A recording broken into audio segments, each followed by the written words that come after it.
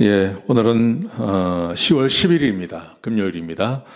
교회 새벽 예배에 나오신 우리 성도님들 환영합니다. 말씀 나누기 전에 공동기도 제목으로 기도하시겠습니다. 배옥준 집사의 뇌졸중을 치료해 주십시오. 언어가 회복되고 오른쪽 팔다리에 힘이 생겨나도록 해주십시오. 권하자 집사가 다시 걷도록 해주십시오. 권여민 형제가 신장이식 수술 회복이 잘 되게 해 주십시오.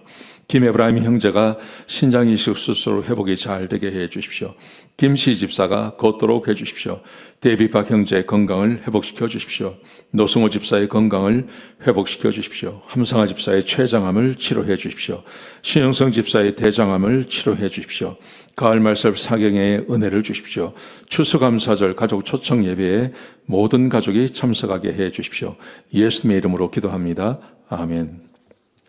오늘 본문의 말씀은 로마서 15장 22절에서 33절까지 말씀입니다. 바울의 겸손이라는 제목으로 하나님 말씀 함께 나누시겠습니다. 여러분, 사도 바울처럼 목회를 잘한 사람이 없을 것입니다. 사도 바울처럼 어제 말씀드린 대로 사도 바울은 목회의 기본이 복음을 전하는 것인데, 복음을 전할 때 하나님께서 반드시 그에게 기적과 표적이 일어나게 해 주셨습니다. 그래서 많은 반대가 있었지만 그 반대에 굴복한 적이 없습니다. 심지어 루스드라에서는 돌을 맞아서 죽게 되었을 때도 죽은 줄 알고 갖다 버렸는데 살아나지 않습니까? 그리고 죽은 자를 살려내기도 하고요. 많은 기적을 행하지 않습니까? 그러니까 사도 바울이 사역을 하는 데 있어서 부족함이 없는 사람이죠. 자, 그런데 오늘 제목을 저는 사도 바울의 겸손이라고 했는데요. 사도 바울이 오늘 본문에 보시면 자기 개인적인 이야기를 합니다. 개인적인 이야기를 하면서 사도 바울이 자기를 위해서 기도해달라고 말합니다. 저는 이것을 보면서 사도 바울이 굉장히 겸손한 사람이다라는 생각이 들었습니다. 여러분, 하나님께서 겸손한 자를 쓰시겠다고 말씀하셨어요. 교만이 패망의 원인이다, 그렇게 말씀하셨죠. 사도 바울이 얼마나 겸손했는지 한번 생각해 보겠습니다. 오늘 본문에 보시면요, 사도 바울이 이렇게 말을 합니다. 22절부터 24절까지 보시면 내가 로마에 가기를 정말 원했다.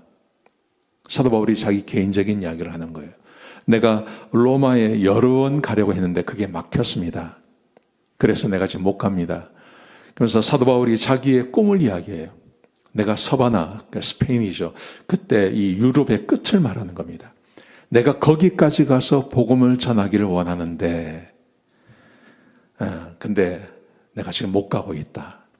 사도 바울이 그렇게 말해요. 그러면서 27절에 보시면 내가 지금 너에게 가야 되겠는데 내가 지금 반대로 예루살렘을 향해서 가고 있습니다. 그러면서 왜냐하면 마게도냐 사람과 아가야 사람들이 예루살렘의 가난한 형제들에게 전하는 연보를 주어서 내가 그 구제금을 가지고 예루살렘에 갑니다.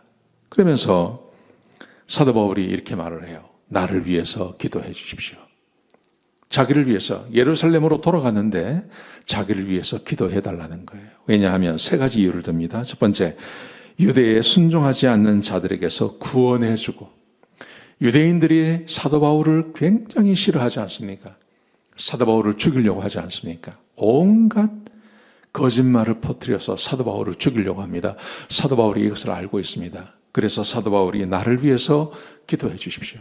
특별히 유대 지방에 순종하지 않는 자들에서 자기를 구원해 주려고 기도해 달라고 말합니다. 그 다음에 31절에 보시면 예루살렘에서 섬기는 일이 성도들이 받을만하게 하시고, 예루살렘에 가서 그곳에 있는 성도들을 또 섬겨야 합니다. 지금 예루살렘은 기근과 여러 가지 문제로 교회가 흩어지고 거기 남아있는 사람들은 지금 가난 가운데 있어요. 가서 그 사람들을 위로하고 격려해야 되는데 사도 바울이 나를 위해서 기도해 주십시오. 사도 바울이 얼마나 겸손한지 몰라요. 그리고 세 번째, 나로 하나님의 뜻을 따라 기쁨으로 다시 너희에게 가서 너희와 함께 편히 쉬도록 해 주십시오. 사도 바울이 로마에 가고 싶은 거예요. 그래서 예루살렘의 일을 급히 끝내고 다시 너희에게 가서 너희와 함께 지내기를 원한다. 사도 바울이 그렇게 말을 하죠. 여러분, 어떻게 보면 이 세 가지는요, 기도하지 않아도 될 것 같아요. 하나님께서 사도 바울과 함께 하십니다. 하나님께서 사도 바울과 함께 하시니 당연히 로마 사람들, 아니 유대에서 반대하는 사람들이 지켜주시죠. 사도 바울은 하나님이 함께하는 사람입니다. 왜 이 예루살렘에 있는 이 그리스도인들이 사도 바울을 얼마나 기다리겠습니까? 그리고 그 일이 끝난 다음에 하나님께서 그를 이 로마까지 왜 안 보내주시겠습니까? 너무나 당연한 거예요. 너무나 당연한 거. 너무나 당연한 것을 가지고 사도 바울은 자기를 위해서 기도해달라고 말합니다. 이게 무슨 말입니까? 사도 바울은 적어도 자기 인생을 자기가 그냥 해오던 그 일에 맡기지 않는다는 겁니다. 자기가 잘 해왔으니 잘할 거라고 생각하지 않는다는 겁니다. 그리고 하나님께 도움을 요청하고 주께 기도해달라고 말하고 형제들에게 기도해 줄 것을 부탁하고 있는 것입니다. 여러분, 여기서 우리가 한 가지 배울 수 있는 중요한 교훈이 있습니다. 너무 뻔한 것도 기도하셔야 됩니다. 그게 겸손입니다. 너무 뻔한 것, 너무 뻔한 것, 너무 뻔하고 너무너무 이렇게 변화가 없을 것 같고 당연한 것을 놓고 기도하라고 우리에게 말씀하고 계시는 것입니다. 많은 분들은 너무나 당연한 것은 기도하지 않습니다. 너무나 뻔한 것은 기도하지 않습니다. 그래서 실수하는 것입니다. 여러분, 너무 뻔하고 너무나 당연하고 너무나 한 것, 그거 가지고 기도하셔야 됩니다. 주일날 예배 나오는 것, 교회를 섬기는 것, 기도하는 것, 여러분의 가정을 위해서 기도하시기 바랍니다.